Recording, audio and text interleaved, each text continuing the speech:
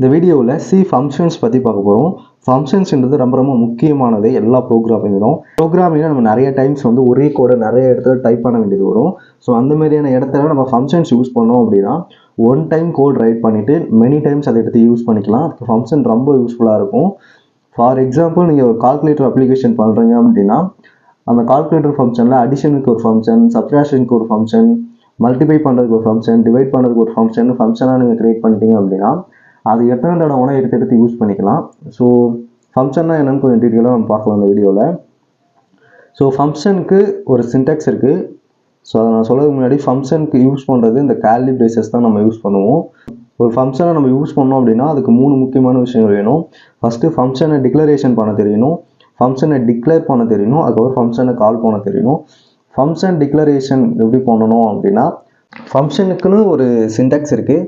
சின்டெக்ஸ் என்ன பார்த்தீங்க அப்படின்னா ஃபஸ்ட்டு வந்து ரிட்டன் டைப் கொடுக்கணும். ஸோ அதான் டேட்டா டைப், என்ன டேட்டா டைப் அப்படின்றத கொடுக்கணும், அதான் return type. Next name of the function. So ஃபங்க்ஷனுக்கு நம்ம ஏதாவது ஒரு நேம் வைக்கணும். அதுக்கப்புறம் பார்த்தீங்கன்னா பேராமீட்டர்ஸ், இந்த ப்ராக்கெட்குள்ளே பேராமீட்டர்ஸ் கொடுத்துக்கலாம். ஸோ அதுக்கான எக்ஸாம்பிள் கீழே கொடுத்துருக்கோம் பாருங்கள். இன்ட்டு சம் அப்படின்னு ஒரு ஃபங்க்ஷன் க்ரியேட் பண்ணி இன்ட்டு ஏ அப்படின்னும் இன்ட்டு பி அப்படின்னும் ஒரு எக்ஸாம்பிள் கொடுத்துருக்கோம். ஸோ வித்தவுட் பேராமீட்டர்ஸ் நேமோடையும் ஃபங்க்ஷன் நம்ம டிக்ளேர் பண்ணலாம். அதான் கீழே செகண்ட் இதில் கொடுத்துருக்கேன். இன்ட்டு சம் இன்ட்டுன்னு கொடுத்துட்டோம். ஸோ அதில் நம்ம என்ன டேட்டா டைப் வேணால் கொடுத்துக்கலாம், என்ன டேட்டா வேணால் கொடுத்துக்கலாம், இன்டீஜர் டேட்டாவை. ஸோ ஃபங்க்ஷன் டிக்ளரேஷன் அப்படின்னா இந்த ஃபங்க்ஷனை டிக்ளேர் பண்ணணும். ஜஸ்ட் அதே தான், ரிட்டன் டைப் கொடுக்கணும், ஃபங்க்ஷன் நேம் கொடுக்கணும், பேராமீட்டர்ஸ் 1 2 அப்படி n வரைக்கும் கொடுக்கலாம், n வரைக்கும் கொடுத்துக்கலாம்.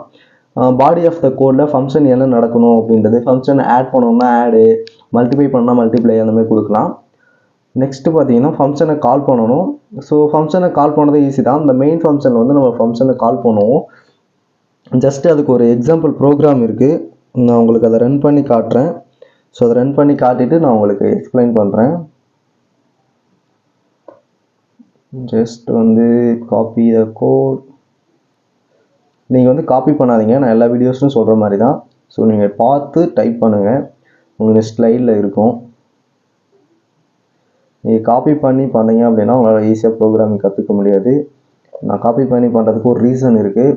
ஸோ அதை நான் இன்னும் ஃபியூ வீடியோஸ் போனதுக்கப்புறம் சொல்லுவேன்.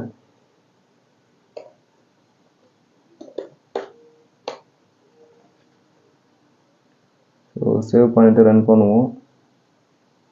ஸோ கோட் ரன் ஆகிடுச்சு. சம் இஸ் 40 அப்படின்னு சொல்லிட்டு நமக்கு ஆன்சர் வந்திருக்கு.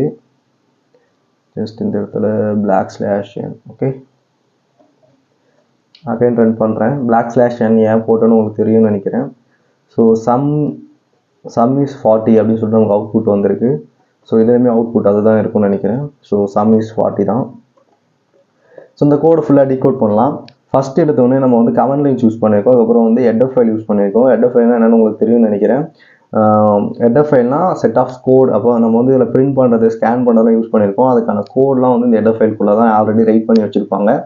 ஏன்னா இப்போது ஃப்ரம் த ஸ்க்ராட்சிலேருந்து நம்ம அந்த கோட்லாம் ரைட் பண்ணோம் அப்படின்னா நிறைய டைம் எடுத்துக்கும். அதனால் வந்து நிறைய ப்ரோக்ராமிங் லாங்குவேஜில் நிறைய லைப்ரரிஸ் வந்து க்ரியேட் பண்ணி வச்சுருப்பாங்க. ஆல்ரெடி அவங்க அந்த கோர்ஸ்லாம் ரைட் பண்ணி வச்சுருப்பாங்க. நம்ம ஜஸ்ட் எடுத்து யூஸ் பண்ணிக்கிட்டால் போதும். நீங்கள் பெரிய பெரிய லெவலில் ரியாக்ட்லாம் வந்து ஒரு பெரிய லைப்ரரி, அப்புறம் நோட்.js ஒரு லைப்ரரி, அப்புறம் வந்து இன்னும் நிறைய லைப்ரரிஸ், பைத்தானில் நிறைய லைப்ரரிஸ் இருக்குது. ஸோ இந்த லைப்ரரிஸ்லாம் வந்து ஆல்ரெடி நமக்கு அடிக்கடி தேவைப்படுற கோர்ஸ்லாம் டைப் பண்ணி வச்சுருப்பாங்க. ஜஸ்ட் அதை நம்ம எடுத்து யூஸ் பண்ணிக்கிட்டால் போதும். ஸோ அதே மாதிரி தான் இந்த studio.h அப்படின்ற ஹெடர் ஃபைலு. அதுக்கப்புறம் இன்ட்டு அப்படின்னு ஒரு இன்ட்டு சம் அப்படின்னு சொல்லிட்டு ஒரு ஃபங்க்ஷன் க்ரியேட் பண்ணியிருக்கோம்.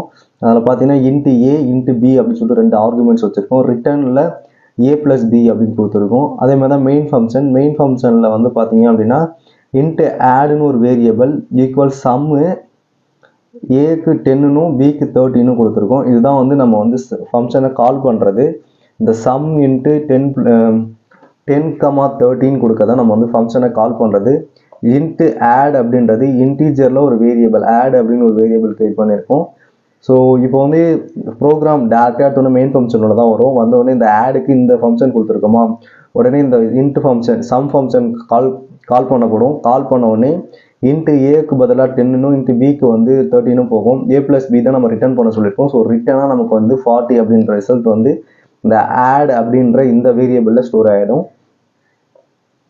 அதுக்கப்புறம் பார்த்தீங்கன்னா இந்த பிரிண்ட் ஸ்டேட்மெண்ட்டில் sum of 40 அப்படின்னு வரதுக்கு நம்ம கரெக்டாக கொடுத்துருக்கோம். என்னன்னா sum is அப்படின்றது அப்படியே பிரிண்ட் ஆகும். பர்சன்டேஜ் டிக்கு பதிலாக இந்த ஆட் அப்படின்ற வேரியபிள் என்ன வேல்யூ இருக்கோ அது பிரிண்ட் ஆகும். இந்த பிளாக் ஃபிளாஷ் n அப்படின்றது நெக்ஸ்ட் லைனில் பிரிண்ட் ஆகிறதுக்கு இந்த கேப் வரதுக்கு கொடுத்துருக்கோம். அவ்வளோதான், ரிட்டர்ன் பண்ணிட்டோம். ஸோ இப்போ உங்களுக்கு ஒரு விஷயம் புரிஞ்சிருக்கும்னு நினைக்கிறேன். ரிட்டர்ன் அப்படின்னா என்னன்னு புரிஞ்சிருக்கும்னு நினைக்கிறேன். ஸோ ரிட்டர்ன் அப்படின்றது வந்து நம்ம இந்த இடத்துலலாம் வந்து ரிட்டர்ன் 0 தான் கொடுத்துருப்போம். ஆனால் இந்த ஃபங்க்ஷனில் பாருங்கள் ரிட்டர்ன் a + bன்னு கொடுத்துருக்கோம். ஸோ அது வந்து ரிட்டர்ன் எதை ரிட்டர்ன் பண்ணோம் அப்படின்னா ஏவையும் பியும் ஆட் பண்ணி அதை ரிட்டர்னாக நம்ம கொடுத்துரும். ஸோ இதான் ரிட்டர்ன் யூஸ் ஆகுது. ஸோ ரிட்டர்ன் பற்றி உங்களுக்கு புரிஞ்சிருக்கும்னு நினைக்கிறேன். புரியலன்னா நீங்கள் திரும்ப நம்ம லைவ் சப்போர்ட்டில் நீங்கள் கேட்கலாம், நான் உங்களுக்கு எக்ஸ்பிளைன் பண்ணுவேன். அடுத்து வந்து ஃபங்க்ஷன் ரிட்டர்ன் டைப்பு. ஸோ ஃபங்க்ஷனில் மொத்தம் 4 ரிட்டர்ன் டைப்ஸ் இருக்குது. Function with no arguments and no return values, function with arguments and with return values, function with arguments and with no return value, function with argument and with return value. ஃபங்க்ஷனை பொறுத்தளவுக்கு 2 விஷயம் நம்ம புரிஞ்சுக்கணும். ஒன்று, இதுதான் return கொடுத்துருக்குல்ல, இதான் return. So இந்த into A into B கொடுத்துருக்கலாம், இதான் வந்து ஆர்குமெண்ட்ஸ்னு சொல்லுவாங்க, பேராமீட்டர்ஸ்னு சொல்லுவாங்க, எல்லாமே ஒன்று தான். ஸோ ஆர்குமெண்ட்ஸ் அண்ட் பேராமீட்டர்ஸ் இது 2 தான் மெயின் கான்செப்ட். இதை வச்சு நம்மளால் 4 இது பண்ண முடியும். ஃபர்ஸ்ட் இது நான் ரிட்டர்னும் யூஸ் பண்ண மாட்டேன், பேராமீட்டர்ஸும் யூஸ் பண்ண மாட்டேன் அப்படின்னா நோ ரிட்டர்ன்ஸ் நோ பேராமீட்டர்ஸ். ஓகேவா? நான் ரிட்டர்ன் யூஸ் பண்ணுவேன் ஆனால் பேராமீட்டர்ஸ் யூஸ் பண்ண மாட்டேன் அப்படின்னா வித் ரிட்டர்ன் நோ பேராமீட்டர்ஸ். ஓகேவா? 2 டைப் முடிஞ்சிச்சு. 3ஆவது டைப் வந்து ரிட்டர்னும் யூஸ் பண்ணுவோம் பேராமீட்டர்ஸும் யூஸ் பண்ணுவோம்னா வித் ரிட்டர்ன் வித் பேராமீட்டர். ஓகேவா? 4ஆவது டைப் வந்து நம்ம முன்னாடி ரிட்டர்ன் யூஸ் பண்ணியிருந்தோம், பேராமீட்டர்ஸ் யூஸ் பண்ணல. இப்போ வந்து பேராமீட்டர்ஸ் யூஸ் பண்ணுவோம், ரிட்டர்ன் யூஸ் பண்ண மாட்டோம். அப்போ வித் பேராமீட்டர் வித்தவுட் ரிட்டர்ன் அப்படின்றது 4 டைப். இந்த 4 டைப் ஆஃப் ஃபங்க்ஷன்ஸ் இருக்குது. ஃபங்க்ஷன் இந்த 4 டைப்லையுமே நம்மளால் பண்ண முடியும். அதுக்கப்புறம் டைப் ஆஃப் ஃபங்க்ஷனில் 2 டைப்ஸ் ஆஃப் ஃபங்க்ஷன்ஸ் இருக்குது. லைக் வந்து லைப்ரரி ஃபங்க்ஷன்ஸ் ஒன்று, யூசர் டிஃபைன் ஃபங்க்ஷன்ஸ் ஒன்று. ஸோ லைப்ரரி ஃபங்க்ஷன்னா என்ன அப்படின்னா ஆல்ரெடி நம்ம இன்ட்டு மெயின்லாம் பார்க்குறோம்ல, இன்ட்டு மெயின் இதெல்லாம் வந்து லைப்ரரி ஃபங்க்ஷன்ஸ். இன்ட்டு மெயின்னு போகிறது, ரவுண்ட் ஆஃபு, சம் ஆஃபு, இந்த மாதிரி நிறைய இன்பில்டு ஃபங்க்ஷன்ஸ் இருக்கும். ஆல்ரெடி லைப்ரரி, அதாவது நான் ஹெட்டர் ஃபைலே ஒரு லைப்ரரி ஃபங்க்ஷன்ஸ் தான். ஸோ இதெல்லாம் வந்து லைப்ரரி ஃபங்க்ஷன்ஸ் சொல்லுவாங்க, பில்டிங் ஃபங்க்ஷன்ஸ்னு கூட சொல்லுவாங்க. ஸோ அதுக்கு எடுத்துக்காட்டுலாம் அங்கே கொடுத்துருக்காங்க. அதுக்கு ஒரு எக்ஸாம்பிள் ப்ரோக்ராமும் கொடுத்துருக்கேன், டைப் பண்ணி ரன் பண்ணி பாருங்கள், கண்டிப்பாக அவுட்புட் வரும். நெக்ஸ்ட் வந்து user define functions. User define ஃபங்க்ஷன்ஸில் யூசராக நம்ம ஃபங்க்ஷனை க்ரியேட் பண்ணுறது. ஃபார் எக்ஸாம்பிள் நம்ம வந்து இந்த ப்ரோக்ராமே பார்க்கலாம். இந்த ப்ரோக்ராமில் வந்து யூசராக நம்ம தான் இன்ட்டு சம் அப்படின்னு சொல்லிட்டு ஒரு ஃபங்க்ஷனை க்ரியேட் பண்ணியிருக்கோம். சம் அப்படின்ற இடத்துல என்ன வேணும் நம்ம வச்சுக்கலாம். ஸோ இதுதான் யூசர் டிஃபைன் ஃபங்க்ஷனு. ஸோ நம்ம க்ரியேட் பண்ணுற யூசர்ஸ் இருக்குல்ல, நம்ம வந்து க்ரியேட் பண்ணிக்கலாம், நமக்கு ஏற்ற மாதிரி ஃபங்க்ஷனை க்ரியேட் பண்ணி நமக்கு ஏற்ற மாதிரி கோட் பண்ணிக்கலாம். பில்டின் ஃபங்க்ஷன்ஸில் வந்து நமக்கு ஏற்ற மாதிரி ப்ரோக்ராம்ஸ் பண்ண முடியாது. ஆல்ரெடி என்ன ப்ரோக்ராம்ஸ் பண்ணி வச்சுருக்காங்களோ அதை எடுத்து யூஸ் பண்ண மட்டும் தான் முடியும். நம்மளால் புதுசாக எந்த ப்ரோக்ராம்ஸையும் பண்ண முடியாது. ஸோ நல்லா ஞாபகம் வச்சுக்கோங்க. பில்டின் ஃபங்க்ஷன்ஸில் அப்படி,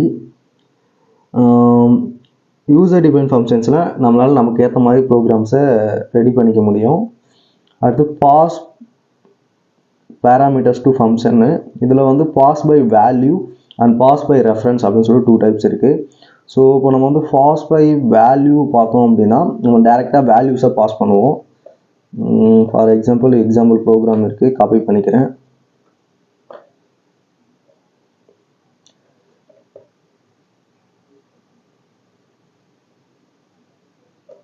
ஸோ காப்பி பண்ணிட்டேன். ஸோ நீங்கள் வந்து காப்பி பண்ணாதீங்க, நான் அடிக்கடி அதுதான் சொல்லிட்டு இருக்கேன். நீங்கள் டைப் பண்ணி கற்றுக்குங்க.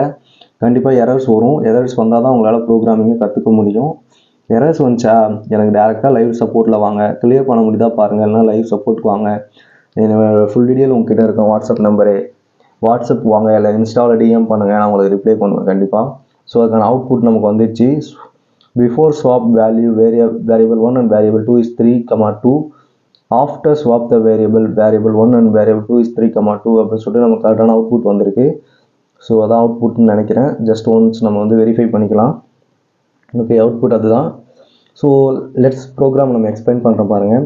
ஹெட்டர் ஃபைல் கொடுத்துட்டோம். ஸோ வைடு அப்படின்ற டேட்டா டைப்ஸ் யூஸ் பண்ணியிருக்கோம். இன்ட் யூஸ் பண்ணுறோம் அப்படின்னா கண்டிப்பாக எதனா ஒரு ரிட்டர்ன்ஸை நம்ம ரிட்டர்ன் கொடுக்கணும் அப்படின்னு சொல்லி நான் உங்களுக்கு சொல்லியிருப்பேன். ஸோ இந்த இடத்துல நம்ம வந்து ரிட்டர்ன் கொடுக்க மாட்டோம்.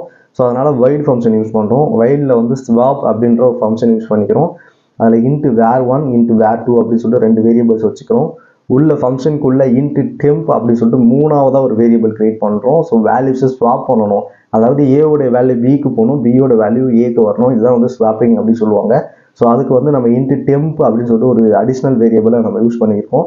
அதே போல் பார்த்தீங்க அப்படின்னா நெக்ஸ்ட் இதில் var equal var2 equal temp அப்படின்னு கொடுத்துட்டோம். ஏன்னா டெம்பில் வந்து ஆல்ரெடி var1 வேல்யூஸை வச்சுட்டோம். அதனால் இது ஸ்வாப் ஆகிடும்.